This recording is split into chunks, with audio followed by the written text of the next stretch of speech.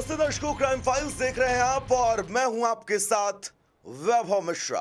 Crime files में आज बात और शुरुआत एक ऐसी कहानी की, एक ऐसी वारदात की जिस वारदात को सुनकर और जिस वारदात की तस्वीरें देखकर आपकी रूह कांप जाएगी।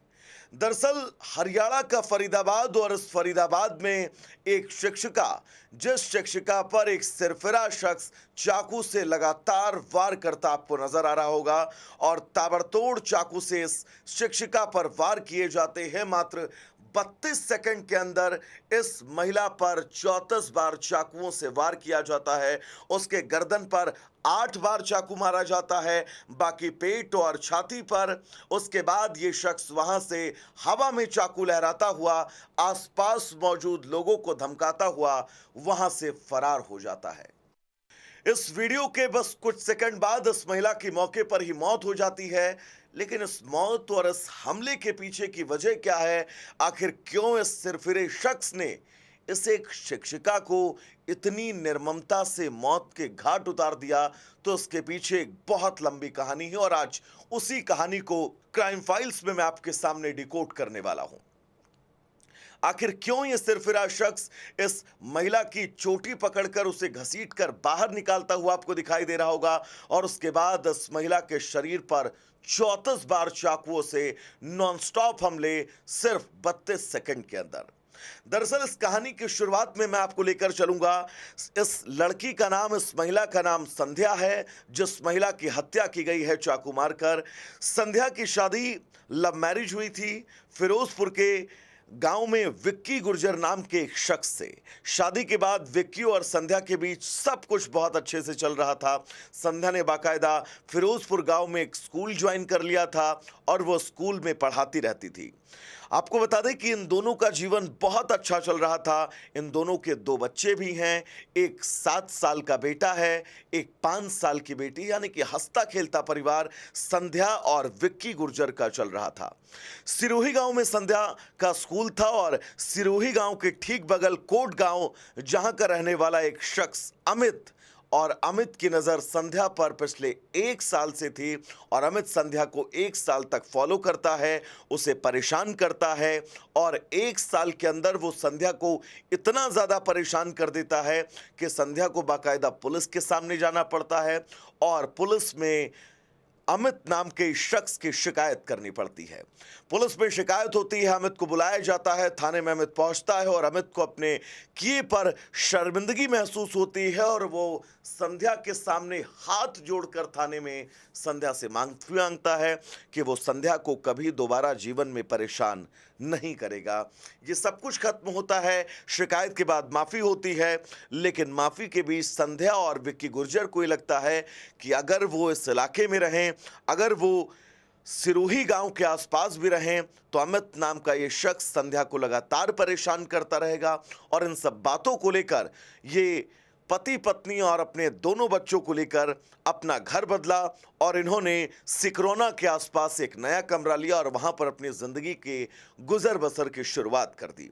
गांव में ही एक दूसरे स्कूल में संध्या बाकायदा पढ़ाने लगी, लेकिन सब कुछ बहुत सही चल रहा था और ये सिरफिरा अमित एक बार फिर सिरकौन गांव में आकर धमकता है।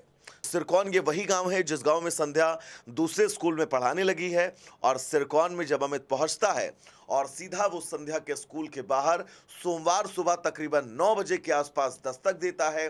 स्कूल के बाहर जो महिला गार्ड रहती है, उस गार्ड से वो कहता है कि संध्या को बुला दीजिए, क्योंकि संध्या का पति विक्की संध्या को बुला रहा है। इस बहाने से वो संध्या तक अंदर मैसेज पहुंचाता है और इस मैसेज को सुनते ही संध्या भागी भागी गेट के पास पहुंचती है, ये सोचकर कि ऐसा तो कुछ नहीं कि विक्की को कुछ हो गया हो। और अचानक स्कूल पहुंचना विक्की का, ये सब बातों के बीच संध्या बिना कुछ सोचे स्कूल के बाहर जैसे ही स्कूल की गैलरी में पहुंचती है और वहां पर पहले से मौजूद अमित, जो संध्या की सबसे पहले चोटी पकड़ता है, संध्या की चोटी से पकड़ के उसे खींचता है, जमीन पर पटकता है और फिर उसके बाद संध्या के ऊपर चाकुओं से वार करने की शुरुआत कर देता है। यह तस्वीर जो सीसीटीवी में आप देख रहे हैं, इन तस्वीरों में आप बिल्कुल स्पष्ट देख सकते होंगे कि कैसे नॉनस्टॉप अमित नाम का ये शख्स संध्या के ऊपर चाकुओं से वार कर रहा है और सिर्फ दोस्तों 32 सेकंड के टाइम फ्रेम के अंदर इस शख्स ने संध्या के ऊपर 34 बार चाकुओं से वार किया और इन 34 में से 8 बार चाकू संध्या के गले पर लगा, गले के इस स्पॉट पर लगा, बल्कि संध्या के बाकी बार चाकू पेट पर भी लगा, जांग पर भी लगा और सीने पर भी लगा। यानी कि 34 बार संध्या की बॉडी को चाकुओं से गोदने के बाद जब स्कूल में मौजूद लोग इसका विरोध करने लगे, लोग चिल्लाने लगे, प्रिंसिपल, प्रबंधक, स्कूल का स्टाफ मौके पर पहुंचा, तो ये अमित नाम का शख्स बिना किसी डर के, बिना किसी खौफ के हवा में चाकू लहराता हुआ और वहां पर मौजूद इन सभी लोगों को धमकाता हुआ वहां से फरार हो गया। इस पूरे मामले के बाद पुलिस प्रशासन को इस बात की जानकारी लगी। पुलिस ने आरोपी अमित नाम के शख्स की तलाश शुरू कर दी और इस तलाश के बीच पुलिस को कुछ मुश्किलें जरूर आईं, लेकिन तमाम चुनौतियों के बीच पुलिस ने आरोपी अमित को गिरफ्तार कर लिया और आरोपी अमित ने यह कबूलनामा भी किया है कि उसने संध्या की हत्या सिर्फ और सिर्फ इस वजह से की है क्योंकि वो चाहता था संध्या उसके साथ रहे, उसके साथ शारीरिक संबंध बनाए और संध्या की ना से उसके घर छोड़े जाने को लेकर वो परेशान था। और यही वजह है कि उसने संध्या नाम की एक महिला की न सिर्फ जान ली बल्कि चाकुओं से गोदकर उसे निर्ममता से मौत के घाट उतार दिया।